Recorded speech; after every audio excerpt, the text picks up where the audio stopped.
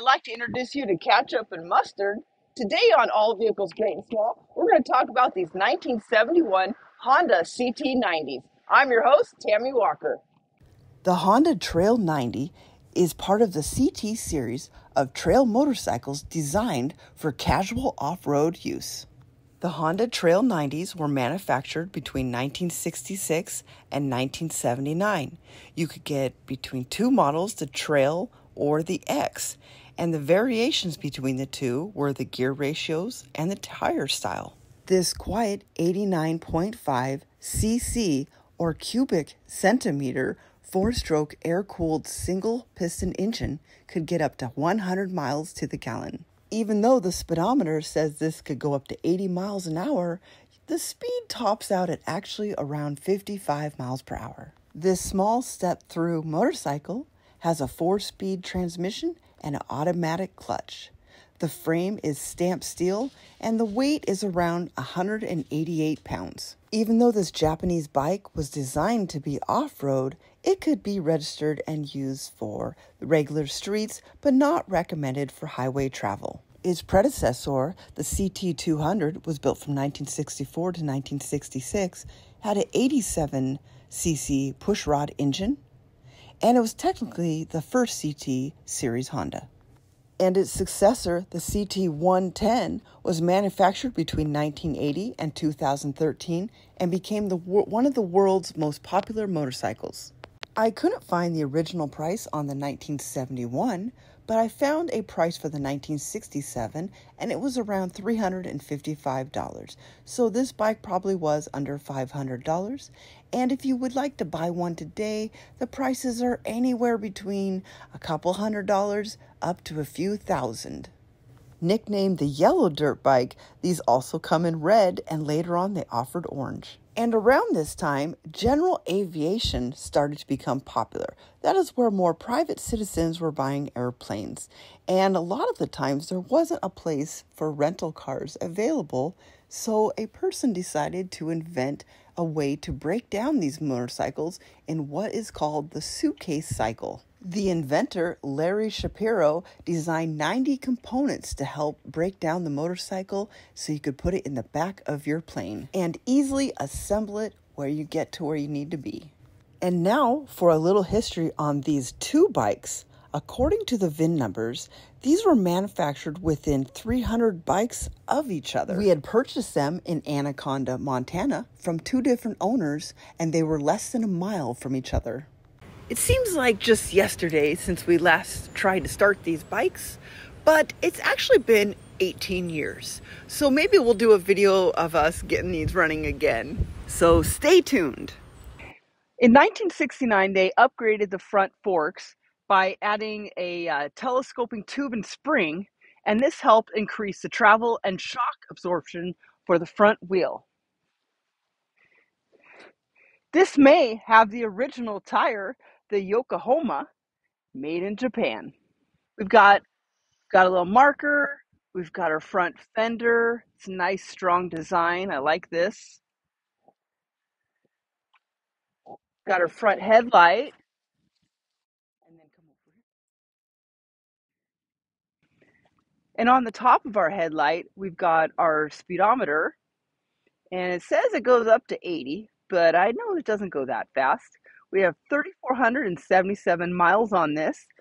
And here is a green light would light up if this was a neutral. And over here we have two lights that show you if your lights or brights are on. We have drum brakes. Here's our drum brake line. And this is our speedometer line here. Here we've got the horn. And to operate that, there's a little button. There's a little button right here. Beep, beep. The anti-theft device for this bike is a steering lock. So you would put your bike into position, you put your key in here, and you'd lock it into place. This bike was also designed to put into tight places in a sense. So if you pull this handle up, these handlebars will fold in.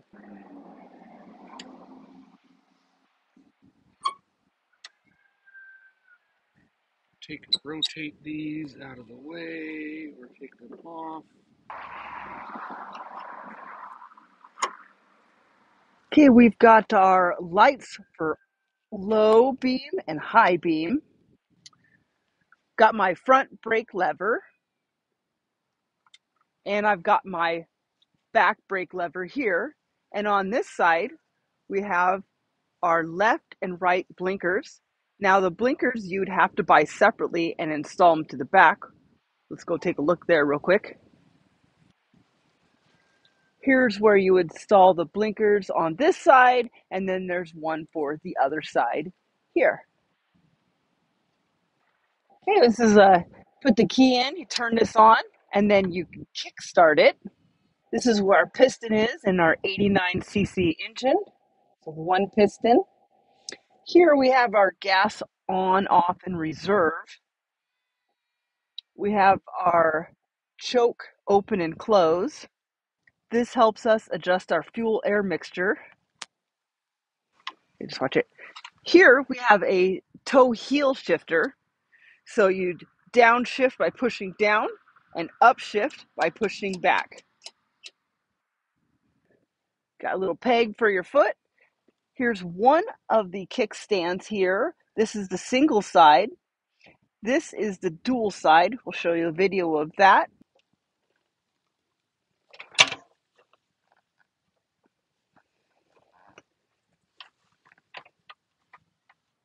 We have our buddy peg here for any friends you want to join in with you. And here we have our highway size gear on. On the other bike, I'll show you what the off-road gear looks like and how that works. They've also moved the air cleaner into this section here with the little snorkel coming up through here. This is also an upgraded feature they put in the 1970 or 1969 model. So it's a nice, better luggage rack. It's much stronger, and you can pick the bike up with it. Or somebody could. We have our tail light, our brake light, place for the license plate. Our heat shield, which is nice chrome, goes over our exhaust system. Comes down here. We've got one little spark plug. We've got our rear brake. This is our kick starter. Pull that out, down, and just kick it, kick it. This is how we will check our oil here. And this says if it's below a certain temperature to use 20 weight, and if it's above a certain temperature to use 30 weight. It's been a while since I've looked in there.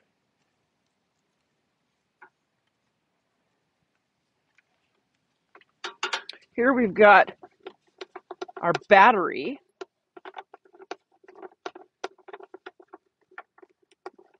Boy, let's take a second. Got our 12-volt battery.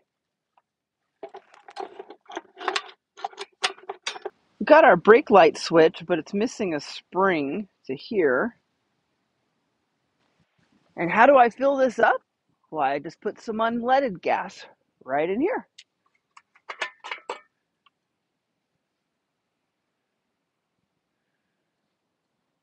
It's pretty nice on the bottom of the seat.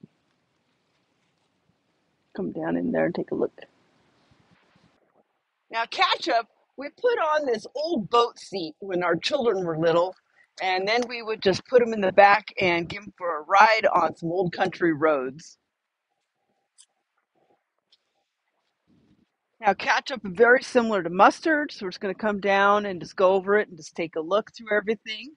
Again, we've got that nice heat shield, nice chrome heat shield. Our battery is in here. We've got the other side of that dual-sided kickstand. Our Kickstarter, check our oil here. Foot peg, rear brake, our spark plug, our pistons in this section here. This is a disconnect. Come around.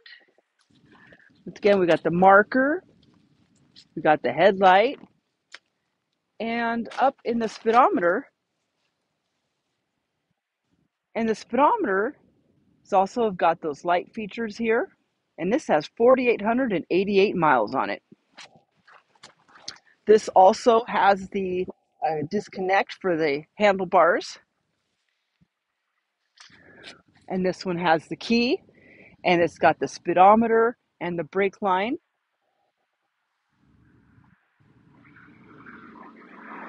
And we've got our fuel on and off, our choke open and close, our little mix it up, make sure everything's running right, our toe heel shifter, little peg was missing the cover on it, then the single kickstand, there's that double-sided kickstand again, chain driven. Now this has the trail or off-road gear. So what you do is you would take this tire off and you could take this outer ring out and you see this inner ring and you can adjust the chain by taking out some of these links, and then you can have this much easier for highway use, which isn't recommended, just regular road travel is better. And this is also a Yokohama tire, but this is an aftermarket tire. Since 1964, over 725,000 CT series have been sold in America alone. If you have any comments or stories about these bikes, we would love to hear from you. Please leave them in the comments below. Thanks for watching. We'll see you later.